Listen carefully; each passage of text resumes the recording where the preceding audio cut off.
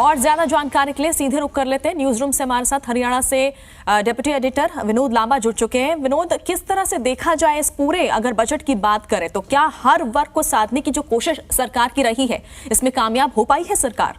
देखिए, निश्चित तौर पर यहाँ जिलों के बड़े शहरों के नाम आए हैं, तमाम योजनाओं के नाम आए हैं। बस की बात कर ली जाए, शिक्षा की बात कर ली जाए, एक बड़ी बात की शिक्षा में जो बजट अलॉट किया है उसमें ये भी मुख्यमंत्री ने बतौर वित्त मंत्री बजट पेश करते हुए कहा कि किसी बच्चे को बैठना पड़े।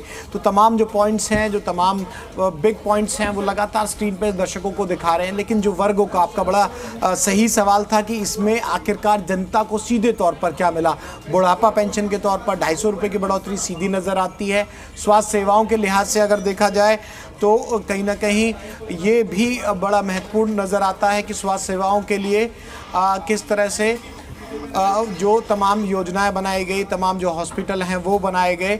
और ये भी देखने में नज़र आता है कि वो जो तमाम प्रयास किए गए हैं, चाहे हिसार का नाम हो, गुरुग्राम का नाम हो, पर्यावरण को लेकर जो प्रयास किए गए, ऐसे जो वर्ग हैं, ऐसे जो तमाम महिलाओं के लिए है। और जो बसों में छूट होती है रोडवेज़ की बस में, उसकी भी आयु सीमा 65 से घटा के 5 साल कम कर दी गई। तो ऐसे तमाम जो वर्ग हैं समाज के, या तमाम चीज़ हैं। और इससे आगे बढ़ते हुए अगर इस बात को समझे कि कुरुक्षेत्र का नाम आना, हिसार का नाम आना, गुरुग्राम का नाम आना, योजनाओं के साथ नाम आना, तो कहीं ना कहीं पूरे हरियाणा के तमाम वर्ग को जो अभी जो बजट पेश किया गया, विपक्ष का कहीं ना कहीं जो इंतज़ार है इस बजट को लेकर पहली प्रतिक्रिया है। लेकिन ओवरऑल जो दो बड़े पॉइंट आसान शब्दों में, बहुत टेक्निकल एस्पेक्ट्स में अभी नहीं हम और आप चर्चा कर रहे हैं, लेकिन ये बताने की कोशिश कर रहे हैं कि महिलाओं का, शिक्षा को लेकर, स्वास्थ्य को लेकर, तमाम जिलों को लेकर, बड़े शहरों को लेकर, पर्यावरण को लेकर, ऐसे तमाम बिंदुओं को जरूर छेड़ा गया है।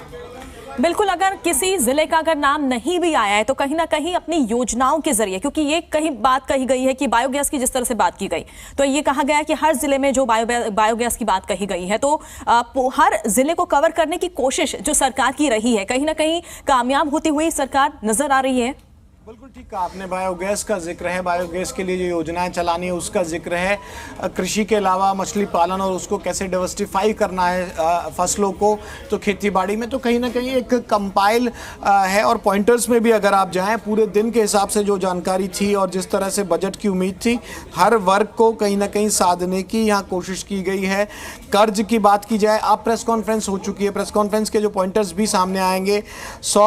और एक जो महत्वपूर्ण था कि समाज की को पूरा करने वाला इसे बजट मुख्यमंत्री ने कहा है। आज़ादी के 100 साल बाद ये देश कैसा हो, उसकी नींव अभी से रखनी होगी। तो कहीं ना कहीं जो ओवरव्यू है कि इस बजट को फॉरवर्ड लुकिंग कैसे दिखाया जाए और कैसे उस पर कार्य किया जाए, ये भी इस बजट में नजर आता है।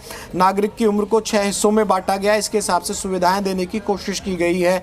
एक ही परिवार में 6 लोग उम्र के हिसाब से परिवार पहचान पत्र की बात करें, उसमें भी डाटा दिया गया है कि कितने लोगों को आइडेंटिफाई करके टेक्नोलॉजी के जरिए जो वाकई ही नीडेड है, अंत्योदय यानी कि आखिरी अंतिम तक, आखिरी छोर पर बैठे आखिरी व्यक्ति तक जो लाभ पहुंचाना है, उस पर भी इस बजट में और इस बजट स्पीच में कहीं ना कहीं फोकस नजर आता है।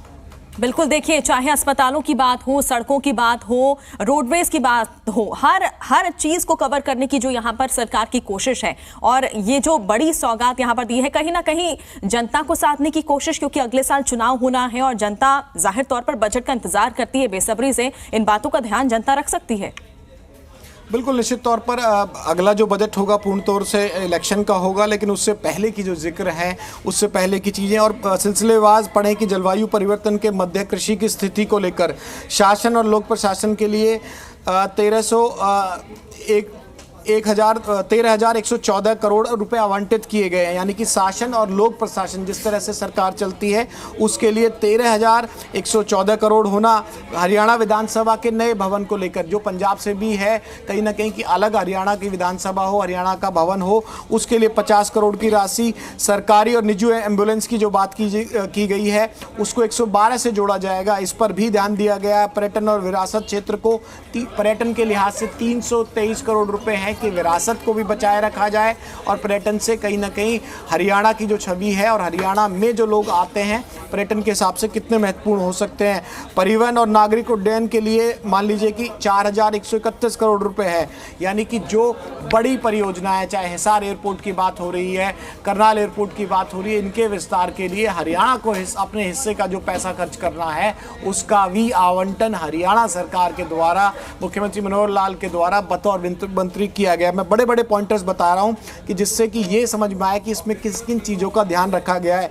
65 से 60 वर्ष जो आयु की मैं जिक्र कर रहा था, उसमें रियायती किराया है, और किराया किस में होता है? हरियाणा रोडवेज में होता है।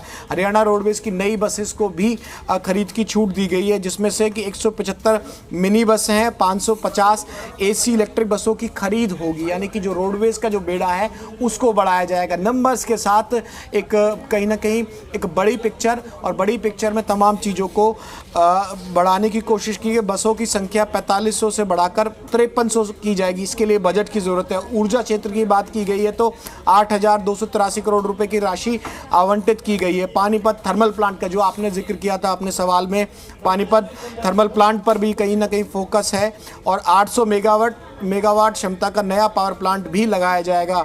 और ये कहीं ना कहीं दिखाने की कोशिश है। तालाबों का जिक्र कर लें कि जो ग्रामीण इलाकों में तालाब होते हैं वहाँ पानी का स्तर, जो चोबा कहते हैं जिसे हरियाणवी लैंग्वेज में, कि पानी का जो भूस्थल है वो कितना नीचे चला गया है, उसको बढ़ाने के लिए तालाबों में भी क्या कार्य करना है उसका भी बजट में अलग से आवंटन किया गया है। बिल्कुल। और देखिए विनोद, SYL को लेकर भी यहाँ पर कवर करने की जो कोशिश की गई है, जो यहाँ पर एक राशि यहाँ पर आवंटित करने का जो प्रस्ताव यहाँ पर बात कही गई है, कहीं ना कहीं जो वैध अपना एरिया है उसमें किस तरह से निर्माण हो, इस बात का भी ध्यान रखा गया है बजट में। देखिए, अंबाला और गुड़गांव में डाटा सेंटर की बात करें, टेक्नोलॉजी की बात करें, फरीदाबाद पानीपत में वर्ल्ड लेवल के प्रदर्शनी व्यापार केंद्र से, यानी कि फोकस करके पूरा जो बिजनेस है, उद्योग और MSME क्षेत्र को 1442 करोड़ रुपए आवंटित किए गए हैं। उद्योग और MSME को देने का